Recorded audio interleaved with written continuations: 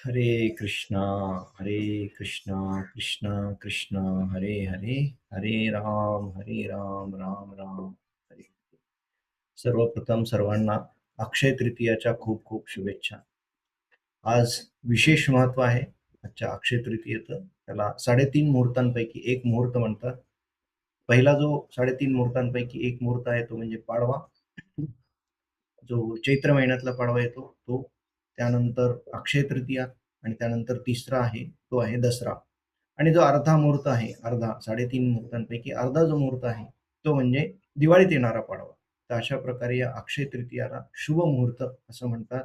अत्यंत पवित्र, अत्यंत मंगलमय असा दिवस असतो. आणि या अक्षय तृतीयाला अनेक प्रकारच्या विविध घटना घडलेल्या आहेत इतिहासात, ज्या ज्या अतिशय मंगलमय, अतिशय शुभकारक आहे.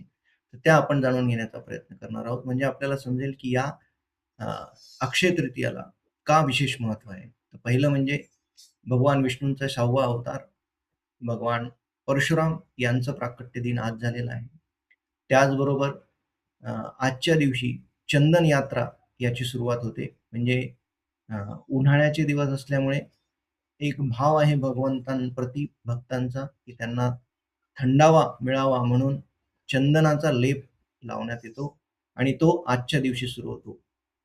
विशेषतः ओडिसामध्ये जिथे आपण पाहतो जगन्नाथजींना जगन्नाथजींच्या जे जगन्नाथपुरीच आहे त्याच्यापासून काही अंतरावरती जे अ,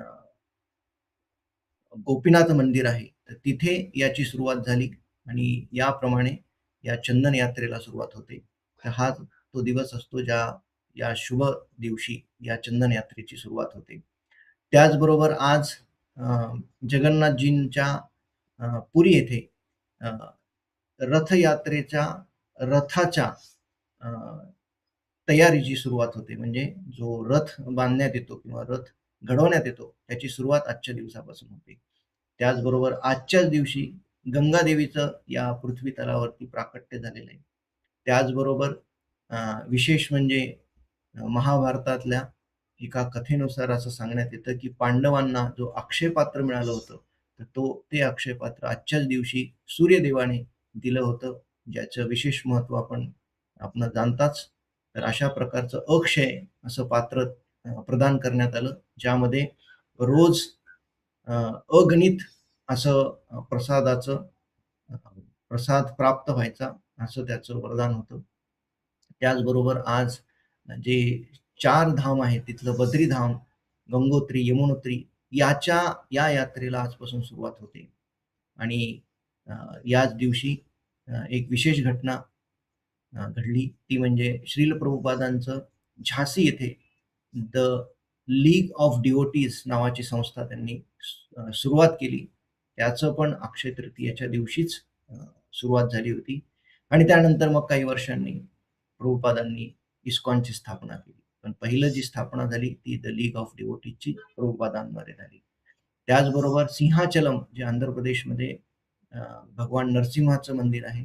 तर त्या भगवान नरसिंहाच्या मंदिराचं पण दर्शन आजच होतं. वर्षभर त्या नरसिंह भगवंतांना चंदनाचा लेप अ, दिला जातो. कारण आपल्याला माहिती आहे, की भगवान नरसिंह हे अत्यंत अ, उग्र आहेत आणि त्या उष्ण आहेत. तर त्यांना शीतलता प्रदान करण्यासाठी भक्तांचा भाव त्यांना पूर्णपणे चंदन वर्षभर लावण्यात येतं. परंतु आजच्या दिवशी, आजच्या म्हणजे अक्षय तृतीयेच्या दिवशी हे दर्शन सर्वांसाठी खुलं होतं, ज्याद्वारे आपण भगवान नरसिंहदेवाचं रूप पाहू शकतो बिना चंदनाचं. तर अशा प्रकारे अनेक सुंदर सुंदर अशा या अक्षय तृतीयेच्या दिवशी खूप साऱ्या मंगलमय घटना घडलेल्या आहेत आणि या अक्षय तृतीयेचा जो अक्षय, कुठल्याही गोष्टीचा क्षय होणार नाही. तर त्यामुळे असं म्हणण्यात येतं, की अ, भगवंतांप्रती आपण जो अ, सेवामयी भाव आहे, भक्तिमय भाव आहे, तो जर आपण खरं अक्षय तेच आहे किंवा खरं सत्य तेच आहे, जे आपण भगवंतांविषयी प्रेम आपल्या हृदयामध्ये स्थापित करू आणि हे सर्व आपल्या या दिवशी म्हणजे अक्षय तृतीयेच्या दिवशी भगवंत आपल्याला आशीर्वाद रूपी देवो, अशी आपण निश्चितपणे प्रार्थना केली पाहिजे. त्याचबरोबर अ, अनेक ठिकाणी मान्यता आहे, की आजच्या दिवशी आपल्या पितरांना तर्पण अर्पण करण्यात येतं त्यांच्या प्रसन्नतेसाठी. ते पण आपण केलं पाहिजे. अनेक ठिकाणचं महत्त्व असं आहे, की आज अ, अनेक प्रकारचं दान आपण देऊ शकतो. जसं गायीची सेवा करू शकतो. अनेक प्रकारच्या संस्थेला दान देऊ शकतो. वैष्णवांना भोजन प्रदान करू शकतो. तर अनेक प्रकारचं पुण्यकर्म या दिवशी केलं तर त्याचं फळ अधिक पटीने मिळतं. त्यामुळे आपण जास्तीत जास्त या अ, अक्षय तृतीयेचा अशा प्रकारे लाभ घेऊ शकतो आणि भगवंतांचं प्रेम, भगवंतांची कृपा प्राप्त करू शकतो. हरे कृष्ण.